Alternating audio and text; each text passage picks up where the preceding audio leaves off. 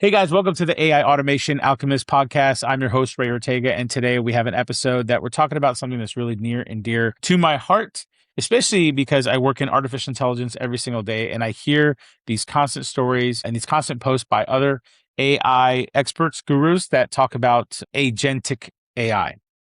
And it's a topic that you've probably heard of before. It's probably been ingrained in your brain every time you go online, you hear about agentic AI.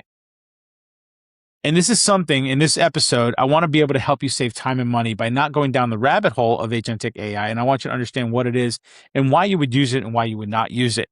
And so just because you have AI agents available to you in the marketplace doesn't necessarily mean that you have to use it for everything that you're doing. So first of all, I want to tell you a little bit of a story about a client. I have a client that's in hospitality and they have been trying to automate certain processes in their business.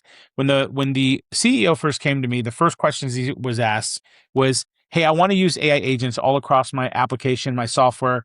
I need you to help me put together a bunch of agentic AI systems so that we can automate everything as much as possible." Now, immediately when people start to tell me I need agentic AI right away, I automatically go to the fact they probably looked online, they saw something about it online, and they now want to implement it because someone said that it has helped their business tenfold, which it may have. I'm not saying it doesn't do that.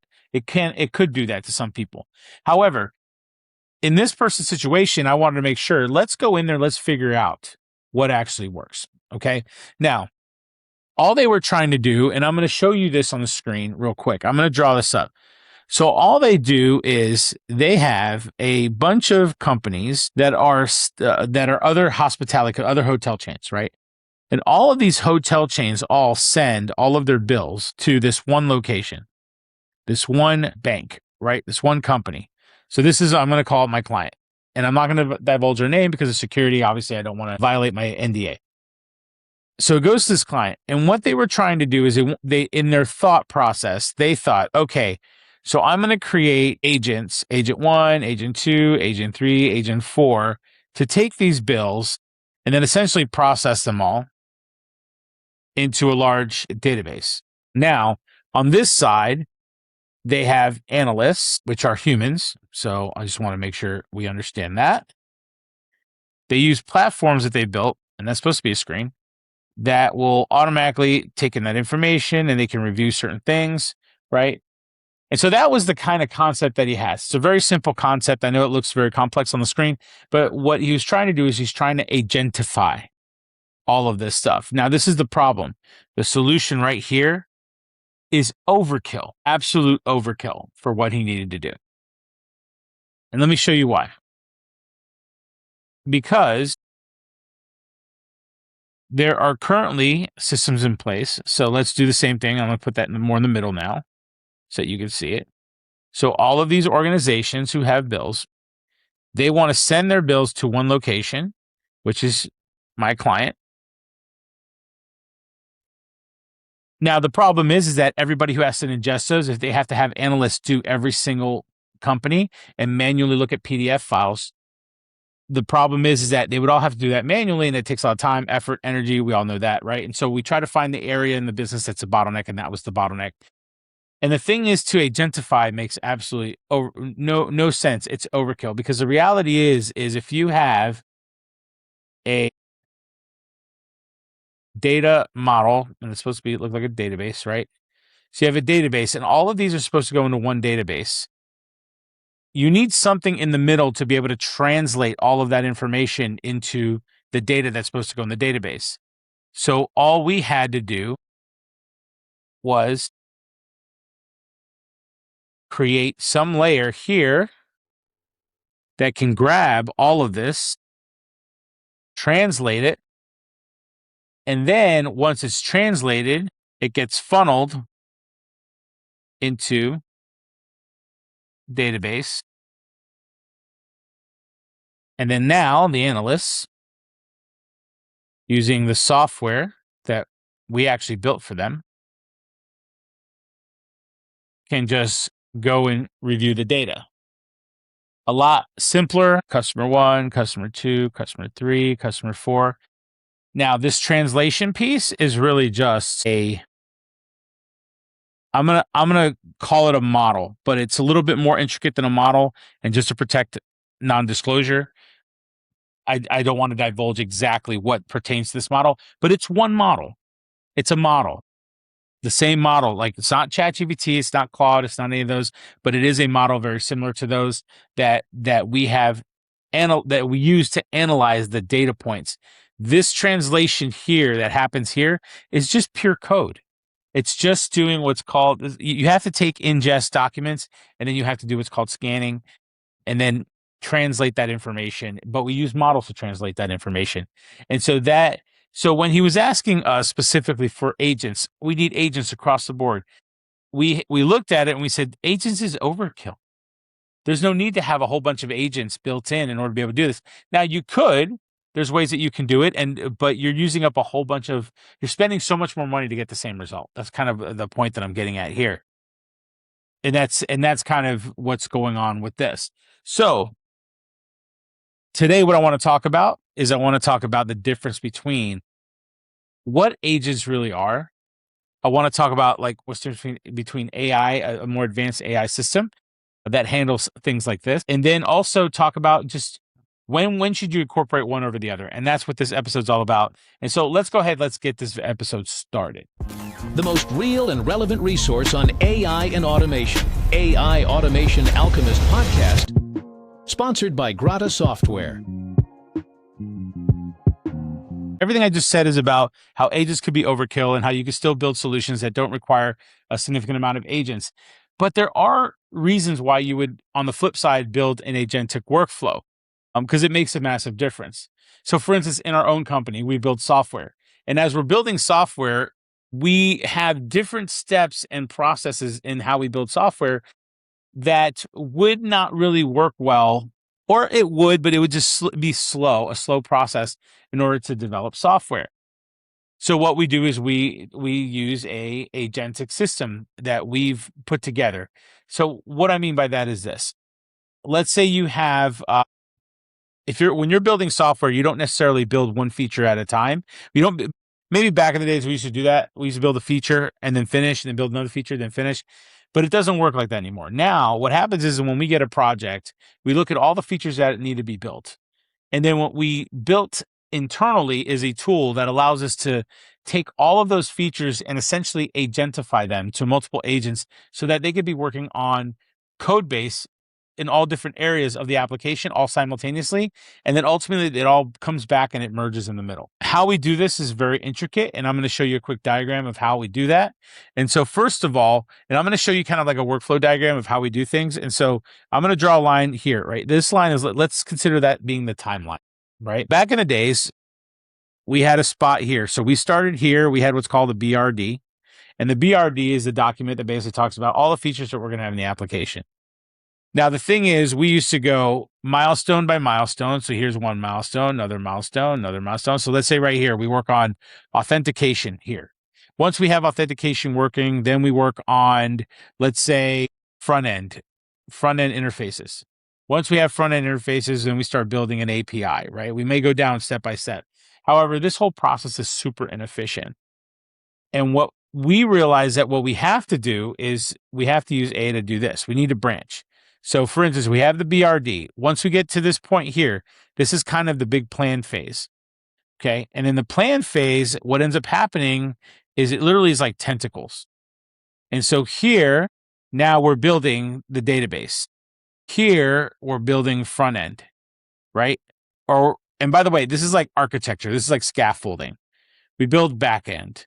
And then here, we're going to build whatever. Maybe there's a, in the case of this project that we were working on, these are widgets. They wanted to have custom widgets on the front end, so we split it up. Okay. So now each of these has their own timeline that they're being built. However, a database isn't necessarily just a one shot thing. On a database, you may have to, first of all, build the schema. Okay. Then you also may have to seed the database. Then you also need to validate that the data is correct. Okay. So now we have 3 new timelines here. Okay. Front end, same thing. So we've scaffolded the front end. So now we need to build out all the interfaces. And you can just imagine on a big enterprise application, you may have 100 interfaces you have to build. So each of these now have their own timeline. and so on and so forth. You get the gist of it. I can keep drawing this out, but you get the gist of it. And so this scenario, it is logical that you would try to implement an agentic system, because what ends up happening is in here on the plan phase, we have what's called the orchestrator. Okay. The orchestrator agent takes in the BRD. It sees what the plan is on what we're going to build, how we're going to build it, and it will start to separate out into all the different sub agents, what work it needs to do. So there'll be a DB sub agent 1, right? And then this is another sub, and then you have another sub here, right? However, these are kind of orchestrating levels of each of those, right? So even though they do have the exact thing they need to build, they need to do, they can't, one agent can't build out the whole database and all the different aspects of it, build out all the front ends and all the different aspects of it, build out all the back ends and all the different aspects of it. So this is where we would need to, we would have sub agents to the sub agent. So right here, now you have a sub, right? Sub. Now these agents here, the DB agent sub job here, their job is to delegate out all the work for these different subsections. And then whatever it gets back in return, it finally has like a kind of like a thumbs up, like everything's done, we're good. It goes back to the orchestrator agent. The orchestrator agent gets the feedback and says, okay, well, you have completed the task. Now let's orchestrate quality assurance. That's a whole nother thing to do, right? So then now quality assurance agent says, okay, we need to quality assure DB, front end, back end, and so forth, right? So now you have more agents here, back end, right? And then widgets, right? And you can kind of see this operates like tentacles, right? Everything comes out, and it's a complex feature. This isn't something that as a beginner just learning AI and getting into AI that you're going to do these things, right? You're not going to just jump in and start creating multi-agent systems. But that's kind of how it works. Just imagine you own a company, you're the owner, okay? Now you know that you can't do all the work yourself, so you need people to help. So, and I'm going to give you an example of like my business. I have a fractional CFO that comes in and is responsible for all of the finances of the company. I have a chief engineer. I'm just going to call him a CTO because in most companies that's what they would be. But for me, it's a chief engineer. I operate as a CTO and a CEO of my company. So you have a CTO and they're responsible for all the technical aspects of the company. Then you may have a person in charge of marketing. Okay. And their job obviously is to do everything marketing. And then you have a person in charge of sales. Okay. And then you have a person in charge of maybe distribution, because if you're selling a product, you're probably distributing that product. Or if you're selling a service, you probably have someone that is required to do the logistics to distribute the work out there, the service work out there. And then you have someone in charge of customer service. Let's just call it CS here. Okay. Now, the thing is, each one of these people have their responsibility for the business. They have a responsibility to make sure that their arm of the business is doing the job that they need to be doing. They have their own metrics, their own key performance indicators, and all of that. And so you as a CEO, you don't really care about what's happening under them. You do, but you don't. You're mainly getting all the information you need from these top people. You have to look at these as the first level of sub agents, and you have to look at the CEO as the main orchestrator agent. And so now the CFO is going to have a bookkeeper. Okay. The CFO may have a banker. Okay. You may have other finance things, right? The marketing person is going to have a social media person. And by the way, I'm like dumbing this down because the reality is like there could be a lot more people involved and it could be very, very granular depending on the size of the company. But if you're a small business, it's not as granular. You have to, there's people doing multiple jobs. Okay. So like social media person may be the one posting social media accounts, but then you might have a media buyer who's actually buying the ads that you're going to do on social media. Distribution, again, if it's logistics, so let's just put logistics here. And this could even go further down to trucking and so on and so forth. If it's a physical, or if it's logistics where it's a service person, it's in the service business, there may be the project manager or the project coordinator, right? Customer service, that's pretty self-explanatory. You may have an actual rep, an agent that physically goes to talk to customers. sales, you may have an SD, which is a sales development representative that makes the first phone call to try to get a lead. And then beyond that, you have actual sales reps or account executives, account execs. Oops, can't even spell. Okay. And then the CTO, obviously, we just went over, you have a database administrator, admin, you may have developers. Okay. You guys get the gist of it. I know it doesn't look pretty, but you guys are kind of getting an idea of what I'm drawing here. So if you can look at this real quick, look at this diagram, you look at it, you can already start to see the swarming of personnel that is needed in order to operate a business. Now, you as the CEO can't do all of that. That's the reason why you need to delegate out each of these areas. You have your area of expertise. You could take that, but you could delegate out the rest. But this is where agentic AI kind of falls into. If you don't have the capability or the money to be able to hire all of these different positions, you can essentially build agents to do some of this work for you. However, this layer, and I'm drawing it on the screen, the layer above, the layer that includes the CTO, CFO, marketing, distribution, that layer, you still need, in my personal opinion, and many people can disagree with me, but I've helped over 200 plus businesses in the last 12 years as a business consultant. I've been operating over 20 years. As a software engineer, I've been operating over 20 years. I've only worked with businesses. I've only worked with entrepreneurs, small business owners in my whole career that I've been doing what I've been doing because I'm a serial entrepreneur and I love entrepreneurship.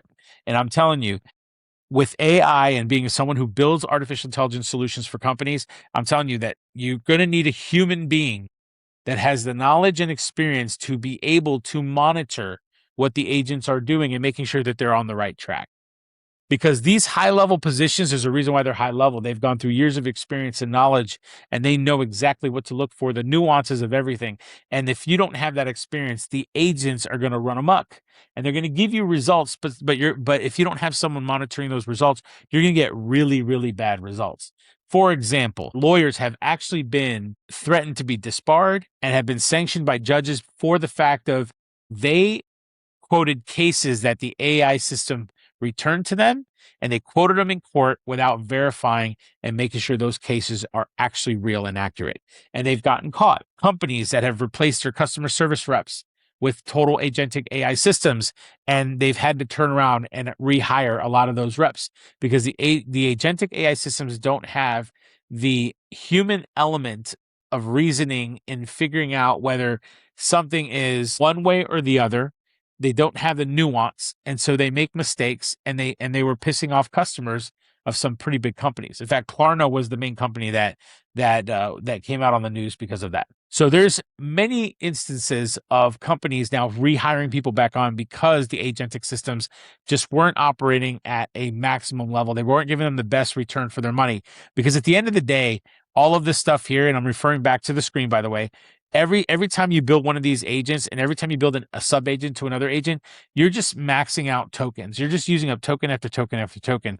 And this right here, when it comes to artificial intelligence, this thing costs a crap ton of money. And I've just drawn $3 on the screen. If you're listening and not watching, I've drawn, and literally it's a lot of money. It's a lot of money to do this. And that's one of the reasons why we spend a lot of time working with companies into figuring out what is it that they're doing in their business. How can we optimize, automate all those things, and how we can use the appropriate level of whether if it's AI, whether if it's an agentic AI. And like I said, they're both different. They're both different. So let me explain that. Artificial intelligence itself is essentially a tool.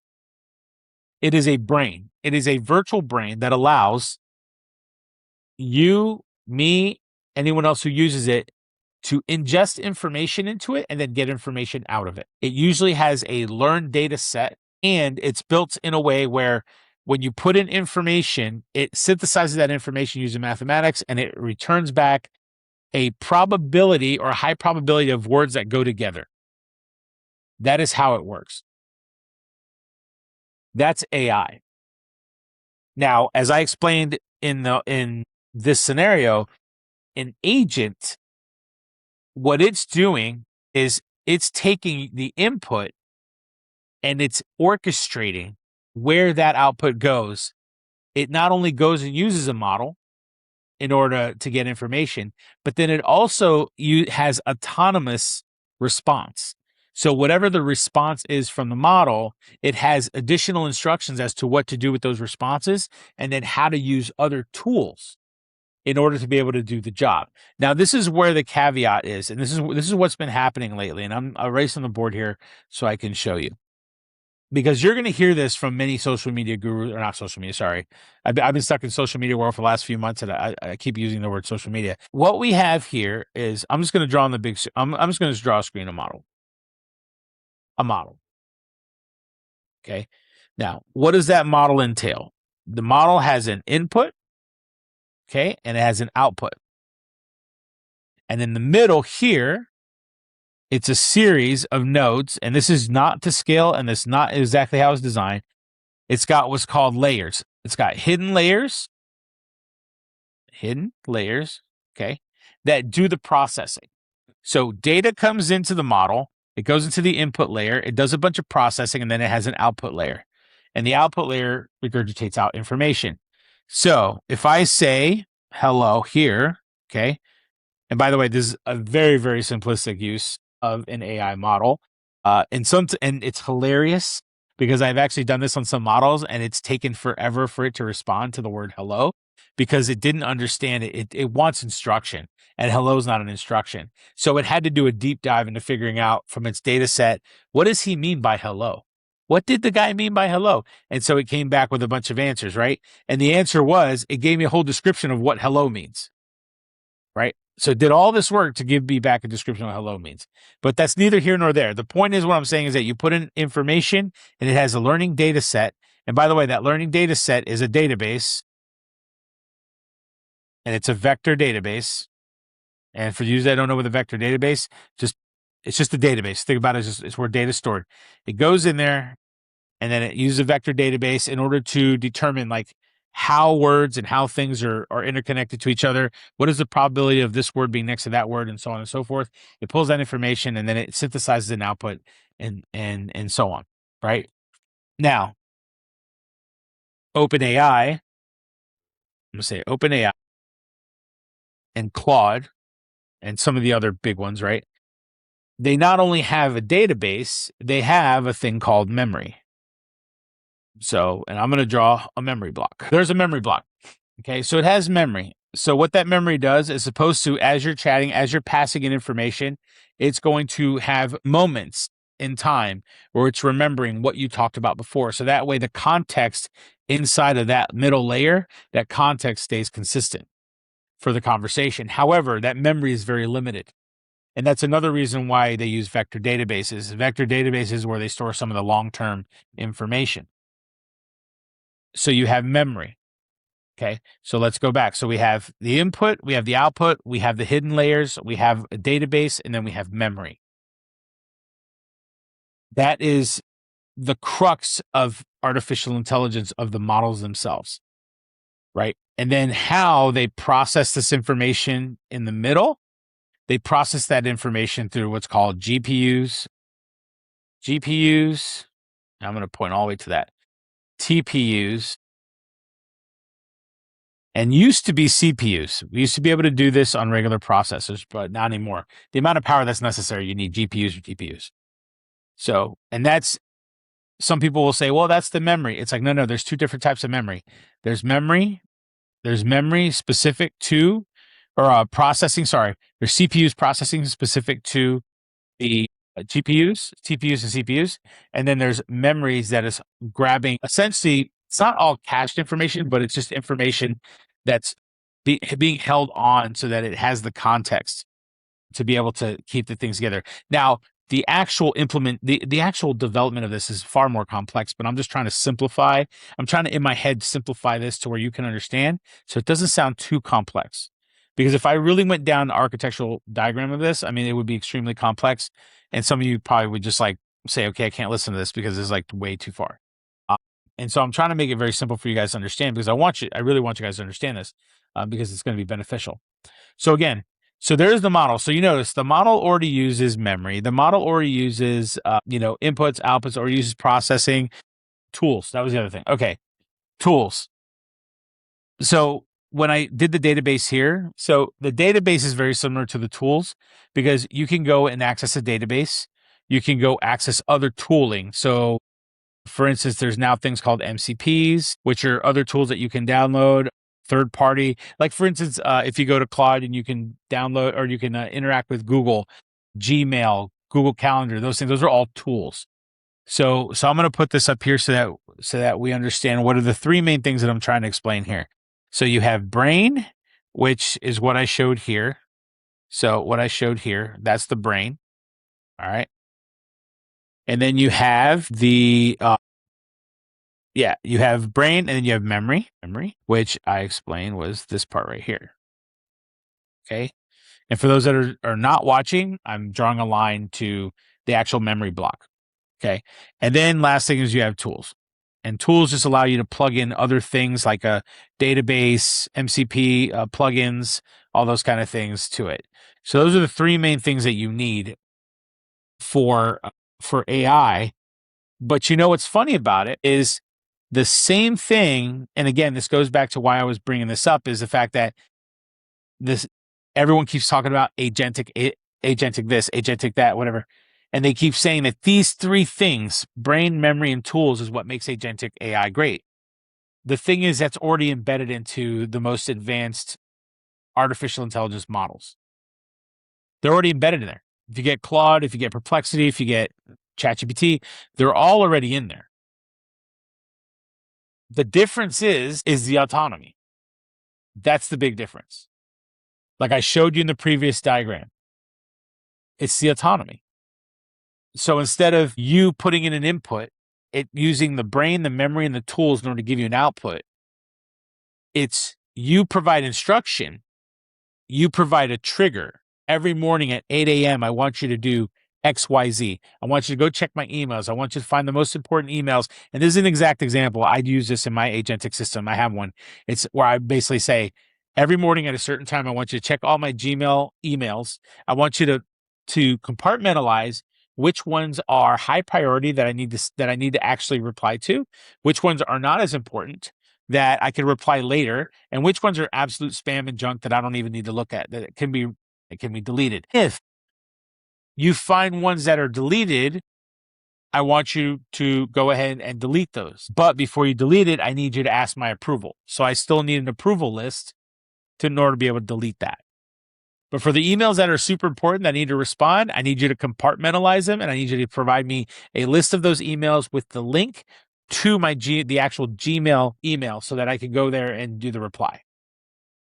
I don't have it replying automatically. Some people will do that, but you can do that. I just don't do that because I think that's just crazy, because I need to make sure those replies are accurate and they have good information, and they don't make it seem like I have fake people running my company, because that will happen, by the way. That's why you're seeing a lot of this anti-AI sentiment. It's not necessarily people just being anti-AI. It's them. They just want to still see a human connection. And that's the reason why they're pushing, their whole agenda about anti-AI, which I don't agree with the anti-AI, but I don't agree that everything should be completely agentic and there should be no humans involved. I just don't agree to that, but that's neither here nor there. I've had other podcasts for that. Check out the AI Automation Alchemist podcast if you want to see some of those. I've already talked about that in great length. And so that's the biggest difference between agentic and AI. The models themselves, they already come with the brain. They already come with memory. Because the brain is the model, the machine learning. They come with the brain, they come with memory, they come with tools. They're already embedded. The difference is that agents are autonomous. You provide instruction and you provide a trigger, and then you have it make the requests to the models. You have it determine what tools to use. You have it determine how to store the memory, because there are options of how to store memory now. You can store memory in a database, in a regular relational database like a SQL Server, PostgreSQL. You can store the information into a vector database, a graph database. There's so many places you could do it now, but you can let the model you can let the agent figure that out. And so one of the things, before I go, one of the other parts that I just want to be clear about too is as I was talking about, the image of the hierarchy of a company. So the one thing that we didn't talk about in this presentation, and which I'll cover in a different podcast, is skills. So we didn't talk about skills, and you've heard skills along the words of agentic. And so what skills necessarily are is exactly the same thing you would do if I went back to that chart, or actually I'm going to go back to that chart. I'll show it to you. You'll see that I have a SDR, which is a sales development representative who makes cold calls on the behalf of the company to schedule appointments. You can build an agent to be an SDR. You can give it the same skill that you would give a person that you hired to be an SDR. You give it a knowledge base of your company. You give it a list of contacts it should call. And then you either license or you build out, depending on what you want to do, the actual system, the tool that allows it to make a phone call, that allows it to, in the database, the graph database, have the knowledge base of your business. So when someone asks a question, it converts that question to data. It passes it through the model. The model looks at the tooling, looks at the database. It finds the answer that's most probable based on the request. It returns it back. And then now the system speaks as if a human being. And if you've ever wanted to see an example of this, just look at 11 Labs. 11 Labs has great tutorials and information on how they do that. So it's basically capturing in audio input and then exporting out audio output after the large language model has made all the predictions of what are the words that need to be said in order to answer that question. And that's kind of how that whole thing goes. And so you would have to build the skill, and the skill would have to be very similar to the type of skill you would build for an employee that you were going to hire in that position. The only difference is you have to word it in a certain way where the agent understands it and understands where the trigger points are. Is it a word? Is it a phrase? Things like that. And I could draw it out for you, but I don't want to do that now. I'm going to wait till the next podcast episode where I'm going to talk about skills, and I'll even notate that so that we can go down that path. But that's basically it for this podcast. So if you're someone that you are interested in learning more about this, and you want to know more on how you can implement this, not only personally, but in your own professional business, that's what we do at Go Digital Strike. If you message me in the DM, and I'd love to schedule an appointment to sit down with you and learn more about your business and figure out if there's a way that we can automate and streamline your processes. Again, we do this. I've been doing this for 26 years. I've been doing artificial intelligence solutions for over 12 years as Grata Software, which is my main company. Go Digital Strike is our training company on artificial intelligence automation solutions. And that's the reason why we have this podcast, which is the AI Automation Alchemist podcast. So again, follow, subscribe. If you feel like you've gotten a lot of helpful information from this, please follow, subscribe. I would love to hear in the comments or see in the comments any requests that you have for more information for other things that we can show you. And again, look forward to it. Love doing this. And I really appreciate you guys jumping on and listening and liking, following, and all that kind of stuff. So I'm really excited about continuing this whole journey on building this podcast, but also not only that, helping your business grow and scale using artificial intelligence and using automation tools and all that kind of stuff. So, all right, awesome. I'll check you guys in the next video. All right, peace.